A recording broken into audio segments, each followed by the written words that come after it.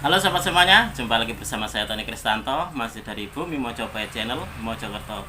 Nah sobat semuanya, di episode kita kali ini saya ingin mengajak kalian semuanya untuk menikmati keindahan dari pusaka yang sudah dalam keadaan diwarangi. Karena apa? Karena di sini sobat semuanya, saya baru saja selesai mewarangi pusaka dan hasilnya sangat luar biasa. Nah untuk itu, yuk langsung saja kita akan review satu persatu.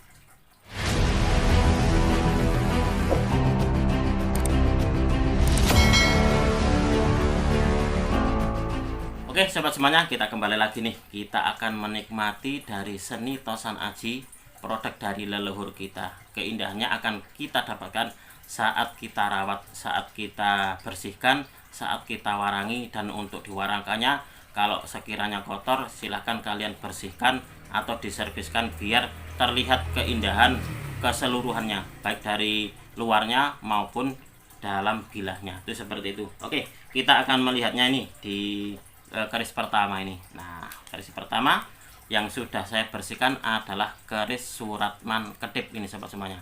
Nah, kalau untuk di sini sobat semuanya, ini tidak saya warangi. Jadi tukang warangnya itu saya bilangin, Mas, untuk yang di keris Suratman Kedipnya jangan diwarangi, cuma diputihkan saja. Karena kalau diwarangin pun juga hasilnya pun nggak begitu bagus. Karena untuk di keris ini sobat semuanya memang dianjurkan untuk tidak diwarangi. Itu seperti itu yang saya ini dapatkan, sepengetahuan saya seperti itu. Nah, kalau kalian amati di sini sobat semuanya, nanti di akhir video akan saya ini balik kameranya biar kalian melihatnya lebih detail sekali. Kalau kalian melihat di sini ada semacam kayak bulatan-bulatan seperti ini. Nah, ini adalah menandakan atau sebagai simbolisasi uang kedip. Itulah kenapa ini disebut dengan Suratman Kedip. Ini kalau untuk bulatannya ini berjajar. Nah, kalau bulatannya ini bertumpuk sobat semuanya, ini dinamakan Suratman Letrek. Nah, ini adalah keris dari daerah Pekalongan. Oke, ini adalah yang pertama. Lalu yang kedua adalah, nah, keris ini sobat semuanya, ini kerisnya enggak begitu besar dan juga tidak kecil-kecil amat. Nah, jadi seperti ini. Ini pun juga kemarin saya bilang kepada tukang warang saya, jangan diwarangi yang itu. Silahkan diputih saja. Dan untuk di bagian pesinya ini sobat semuanya, ini pesinya sangat besar sekali. Sangat besar sekali, dan di bagian ujung dari pesinya ini ada semacam kayak tanda. Nah, ini ada ditandai semacam kayak di kuku. Nah, seperti itu. Kemarin tuh kita membahas tentang keris Ngadiboyo. Jadi salah satu dari ciri Ngadiboyo itu di bagian ujung pesinya ini konon katanya ada tanda plus seperti tapak jala ataupun tanda min seperti ini. Nah, ternyata di sini sobat semuanya ini pun juga ada. Nah, untuk penangguhannya sendiri, kalau untuk pribadi saya tidak begitu ini menguasai dalam seni tangguh, tapi untuk di keris ini sobat semuanya, ini kerisnya sangat-sangat luar biasa sekali. Sangat bagus banget ini. Bilahnya ini masir malelo juga ini sobat semuanya. Itulah kenapa tidak saya warangi, cuma saya suruh untuk memutih gitu saja. Nah, untuk yang selanjutnya sobat semuanya, yang sudah saya warangi adalah keris Mundarang. Keris Mundarang ini adalah salah satu dari dapur keris yang sangat langka sekali. Dan kalau kalian melihat atau mencari tentang ini Mundarang, maka tidak begitu banyak ini artikel yang membahasnya. Karena apa? Karena untuk keris Mundarang sendiri, di samping pertama adalah langka, yang kedua kurang begitu populer.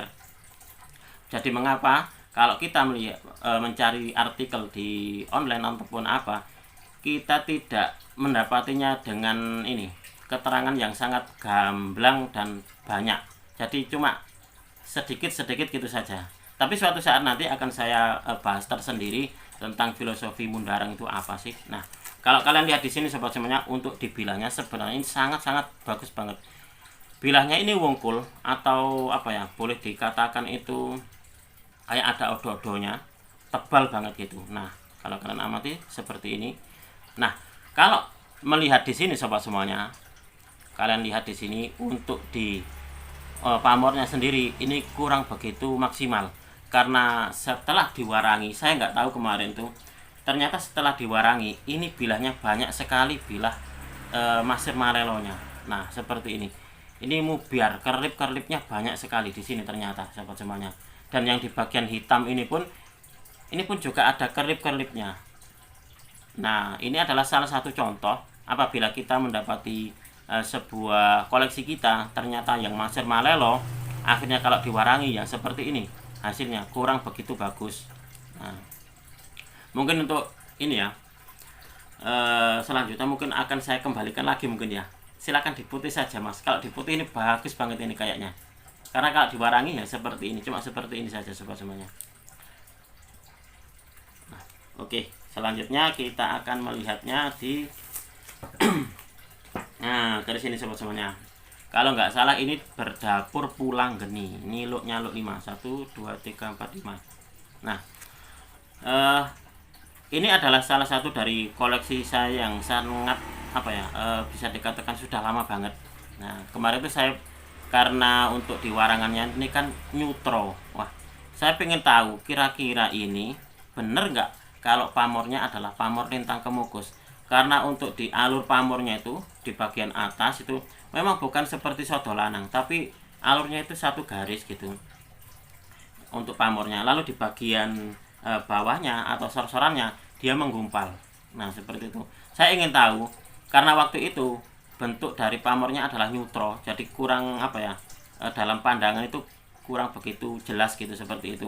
Akhirnya saya suruh mewarangi dan untuk hasilnya sendiri ternyata memang benar. Kalau saya pribadi ini menyebutnya adalah pamornya pamor lintang kemukus sobat semuanya. Nah, seperti ini.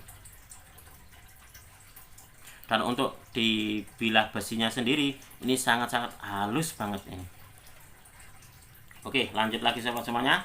Nanti untuk di selanjutnya akan saya videokan menggunakan kamera belakang biar lebih jelas gitu.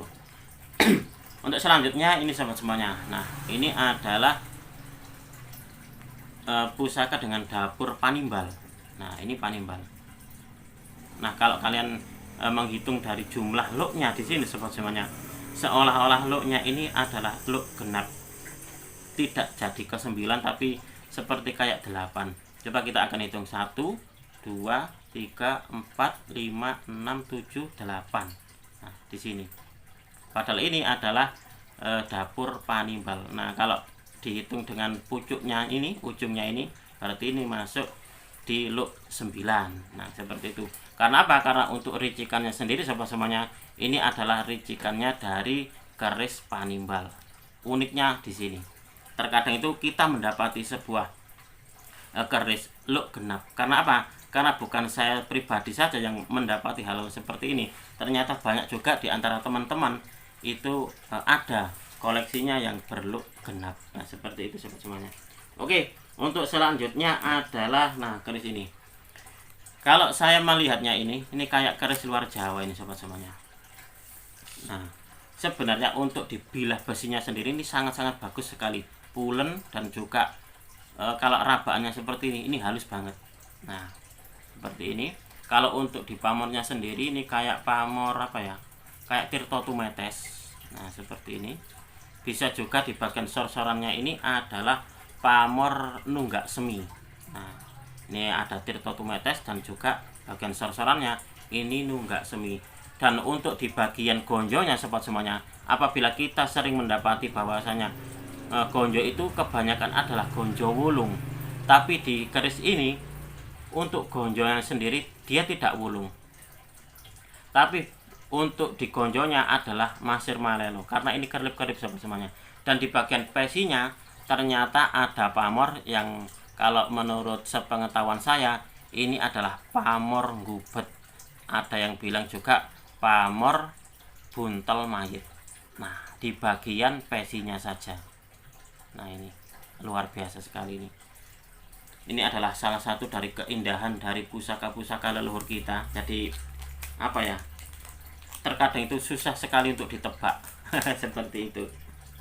Banyak sekali kejutan-kejutan yang dihadirkan di dalam dunia Tosan Aji. Oke, selanjutnya adalah ini sahabat semuanya. Ini adalah keris dengan dapur Kebulajar atau Mahesolajar. Nah, kemarin itu saya melihat waktu di teman saya untuk di pamornya sendiri memang di bagian sor-soran ini sudah terlihat. ini kayaknya pamornya bagus gitu.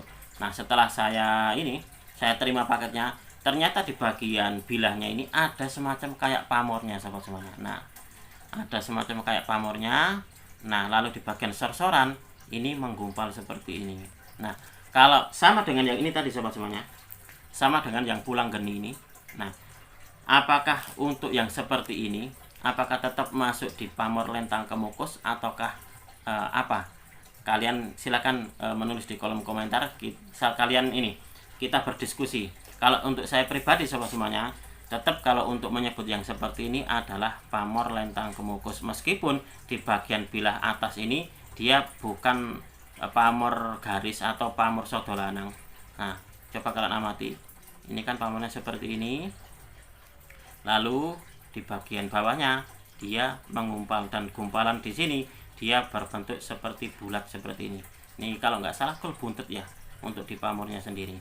Nah bagian baliknya pun juga seperti itu. Nah ini luar biasa sekali ini untuk pusakanya. Oke sobat semuanya, akan saya balik untuk kameranya biar kalian bisa melihat lebih detail tentang ketujuh dari pusaka yang kita review hari ini.